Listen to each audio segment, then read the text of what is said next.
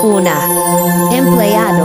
Kapag empleyado ka, 8 oras kang magtatrabaho, magbabayad ka ng tax, at may kaltas ang sahod mo. Minsan, mas nakakapagod pang bumiyahe papasok at pauwi kesa trabaho. No work, no pay.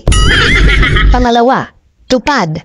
Kapag ka-close mo ang tagalista, makakasama ka na sa tupad. Ito yung nagwawalis lang ng saglit na oras. Magpipicture pagkatapos at tiyadan. May sahod ka na, wala pang kaltas.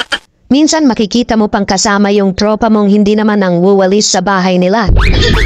Pangatlo, akap. Kailangan mo din ng ka-close para malista ka. Wow. Hindi kailangan magtrabaho at wala kang gagawin. Kahit mag-cellphone ka lang maghapon.